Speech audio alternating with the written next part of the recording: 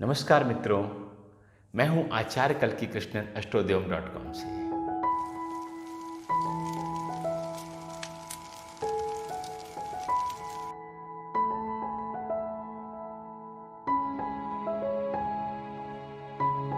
नवरात्रि की यात्रा का अंतिम दिन नवमी तिथि और यह तिथि समर्पित है माँ सिद्धिदात्री को। सिद्धिदात्री जिनका वर्णन मार्कंडेय पुराण और ब्रह्म वैवर्त पुराण में बहुत विस्तार से किया गया है। ये अष्ट सिद्धियों की दाता है। गरिमा, लघिमा, अणिमा आदि अष्टम सिद्धियाँ, जिनमें तरह तरह के वर्णन है कि ऐसा व्यक्ति हो सकता है, वैसा हो सकता है। इन सारी सिद्धियों की स्वामिनी है और देवी शक्ति है। ऐसी है सिद्धिदात्री। यथार्थ में जो सिद्धिदात्री देवी है, अगर पूरी नारी यात्रा जो 9 दिनों की हम लोगों ने देखी, उसमें देखी हैं, तो 8वें दिन देवी स्थिर हो गई हैं। अब उनके पास कुछ करने को नहीं है, अब वह आनंद ले रही हैं और यह उनके बिना कुछ किए हुए चीज़ें हो रही हैं। वास्तव में जो सिद्धिदात्री देवी हैं वो सुपर नेचुरल पावर, अतीन्द्रिय शक्तियों की देवी हैं। जब आपकी चिंतन प्रक्रिया से चीज़ें होने लगती हैं, बिना आपको मेहनत किए हुए, बिना श्रम किए हुए जब चीज़ें होती हैं, तो सिद्धिदात्री देवी का आगमन होता है। जब अपने मस्तिष्क की शक्ति से, अपने चिंतन से आप सोचते हैं कि ऐसा होना चाहिए, जैसा आप तमाम इस बातों को कहा जाता है कि what you think you become, तो उस तरह की सिद्धिदात्री देवी है। हमारे सबकॉन्शियस माइंड की, हमारी जो परा चेतना है, उसकी देवी सिद्धिदात्री देवी हैं। तो इनकी पूजा से हमारी परा चेतना, हमारा सबकॉन्शियस पावर बहुत ज़्यादा डेवलप हो जाता है। और कई लोगों को मैंने ऐसा, जो खासकर जिनको बहुत इनोवेटिव सोच की ज़रूरत पड़ती है, और उनको सिद्धिदात्री देवी की पूजा बहुत ही लाभदायक हुई है। जिनको मैंने बताया उनको बहुत अच्छा लाभ हुआ। देवी का स्वरूप जो है बड़ा ही मनोहर है। वो कमल पर बैठी हुई हैं, उनको सवारी की अब जरूरत नहीं है, उनको कहीं जाना आना नहीं है। वो कमल पर बैठी हुई हैं और उनके एक हाथ में कमल है, चक्र है, गदा है, शंख है। तो अब वो न वर दे रही हैं, न अभय दे रही हैं, क्योंकि वह हमारे ही यहाँ आ गई है। 9वें दिन अंतिम दिन है। भक्त और माता एकात्म हो गए हैं। अब हमें जरूरत नहीं है, माता हमारे अंदर ही है, क्योंकि एक दिन बाद विदा होनी है। तो माता के जो तत्व है, शक्ति तत्व है, उसके साथ हम अब्जॉर्ब हो जाते हैं, जुड़ जाते हैं। और हमें उस बात को महसूस करना चाहिए। ये शक्तियाँ जिनकी हम पूजा करते हैं, ये अंतिम दिन आपको बताना चाहता हूँ मैं, ये शक्तियाँ जिनकी पूजा करते हैं वो हमारे अंदर ही हैं।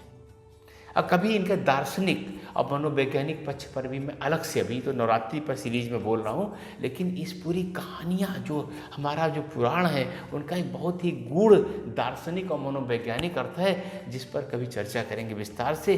लेकिन आज ये जान लीजिए कि माँ विदा नहीं हो रही है, माँ आपके अंदर ही समाहित हो रही है। माँ को पर्पल कलर, जिसको बैगनी से थोड़ा सा लालपन अगर ज़्यादा बढ़ाएंगे, अंग्रेजी में पर्पल कहते हैं, वह रंग बहुत प्रिय है। क्योंकि वो लाल और नीले रंग, लाल रंग देवी का था और नीला रंग शिव का था, और दोनों जब मिले तो यह रंग तैयार होता है। शिव शक्ति मिल गए हैं। अब आपकी चेतना, परा चेतना, आपके अंदर जो कुछ भी है, हर व्यक्ति के अंदर, पुरुष भी स्त्री है, दोनों मिल गए। 9वें दिन सब कुछ बराबर हो गया है। इसीलिए सिद्धिदात्री को अर्धनारीश्वर का भी एक रूप कहा जाता है। आप कभी अर्धनारीश्वर का रूप ध्यान से देखिएगा, उसमें शिव भी है, पार्वती भी है। ऐसे आधा जुड़े नहीं है। बताने का हमारे मतलब है कि जो भी जड़ चेतन है, उसके अंदर स्त्री शक्ति भी है, पुरुष शक्ति भी है। मैं पुरुष हूँ, लेकिन मेरे अंदर सॉफ्टनेस भी है। और जो स्त्रियाँ होती हैं, उनको भी वक्त जरूरत आगे बढ़ करके नेतृत्व करना पड़ता है। बड़ महान स्त्रियों ने बड़े बड़े नेतृत्व किए हैं, बड़े बड़े महान काम किए हैं। तो एक वो गुण होता है। और इस बात को जितनी जल्दी हम समझ लें, और खासकर माता के उपासक इस बात को समझ लें, उतना ही अच्छा। आज माँ जाने वाली हैं, तो माँ की पूजा में तरह तरह के भोग लगते हैं। नवान्न, 9 तरह के अन्न लगाइए, 9 तरह के फूल ले आइए, 9 तरह के फल ले आइए।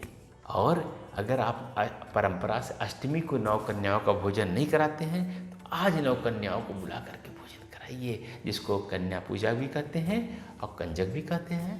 देवी की पूजा जो जिन मंत्रों से होती है, वो मंत्र है, सबसे पर प्रमुख जो है बीज मंत्र है, वो है ओम ह्रीं क्लीं ऐं सिद्धये नमः। और दूसरा मंत्र है या देवी सर्वभूतेषु सिद्धिदात्री रूपेण संस्थिता नमस्तस्यै नमस्तस्यै नमस्तस्यै नमो नमः। तीसरा मंत्र है ओम देवी सिद्धिदात्रे नमः।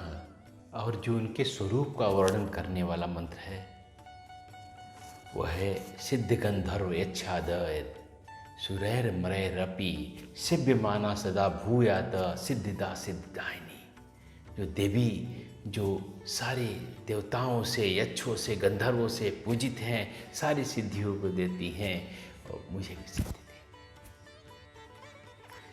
तो ऐसी देवी हैं सिद्धियों की देने वाली। और ज्योतिष की परंपरा में यह देवी केतु ग्रह की स्वामिनी है।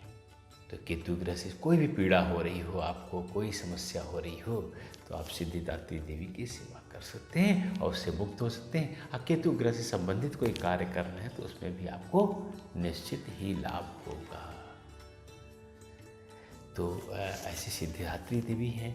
और 9वां दिन है, अंतिम दिन है। तो देवी की जो अब देवी जाने वाली हैं, तो अंतिम आपको मैं, चूँकि नवरात्रि का अंतिम दिन है, इसलिए मैं अब देवी का जो विसर्जन होगा उसमें सबसे महत्वपूर्ण चीज़ है, जो 9 दिन आपने कलश स्थापित किया है तो उसके जल को, मंत्रपूत जल है, बहुत शक्तिशाली जल हो गया है, पूरे घर में उसको छिड़किए, अपने ऑफिस में, अपनी फैक्ट्री में, हर जगह उसको छिड़किए और निश्चित उससे बहुत सकारात्मक ऊर्जा निकलती है और लाभ होता है। और जो भी पूजा का सामान इधर कूड़े मत फेंकिए, कोशिश करिए गड्ढा खोद करके उस चीज़ को गाड़ दीजिए, कहीं पैरों के नीचे नहीं पड़ना चाहिए। और एक बहुत महत्वपूर्ण बात है, आपने जो जवार नीचे उगा रखे हैं वह बहुत ही, उनसे आपके भविष्य का कथन होता है अगले 6 महीने जीवन कैसा बीतने वाला है। अगर 6 महीने अगले जो है अच्छे बीतने वाले हैं या बुरे बीतने वाले हैं। अगर जवार बहुत अच्छे से निकले हुए हैं, अच्छी सी फसल सी हुई है उसमें, इसका मतलब 6 महीना बहुत अच्छा होने वाला है। और अगर ये जवार बहुत अच्छे नहीं हैं, छोटे रह गए हैं, अविकसित रह गए हैं, इसका मतलब अगले वाले 6 महीने थोड़े से कष्टप्रद हो जाते हैं। तो इसका बताने का मतलब आपको डराना नहीं है, ये सिंपली केवल आपको बताना है कि आप साधारण रूप से कि आप तैयार हो जाए भविष्य के लिए। और जो अगला 6 महीना है, आप पूरे जवार जो निकले हुए हैं उनको 3 हिस्सों में बांट लीजिए। देखिए कि पहला 1/3, 1/3 हिस्सा कैसा है। अगर वो सूखा हुआ है तो वो जो है पहला 2 महीना खराब होगा। अगर बीच वाला खराब है तो बीच वाले 2 महीने खराब होंगे। अंतिम जवार का जो 1/3 खराब है तो अंतिम 2 महीना खराब होगा। तो कुल मिलाकर के इस तरह से आप जवारों को देख करके भविष्य का अनुमान कर सकते हैं। और जब पूरा अच्छा है तो पूरा अच्छा होने वाला है। तो इस तरह से आपको अनुमान करना चाहिए और अनुमान होता भी है। ठीक है, इन जवारों का भी आप जो रस निकाल करके उसको पी सकते हैं, बहुत ही पौष्टिक और स्वादिष्ट होता है। ठीक है, और वो प्रसाद भी देवी का होगा। और नहीं तो ऐसे ही उनको ले जा करके कहीं ज़मीन में जहाँ पैर न पड़े उनको गाड़ सकते हैं। बेसिकली ये जो कलश है ना, ये देवी की सकारात्मकता, ऊर्जा का प्रतीक है, रचनात्मकता का प्रतीक है। गर्भ है वो भी, उस पर नारियल भी, वो गर्भ है। कलश एक गर्भ का प्रतीक है। ठीक है, तो देवी 9 दिन रही आप, ऐसी देवी को आप नमस्कार कीजिए, प्रणाम कीजिए। ये ऐसी देवियों की कृपा आप सब पर हो। मैं आचार्य कल्की कृष्णन, नमस्कार।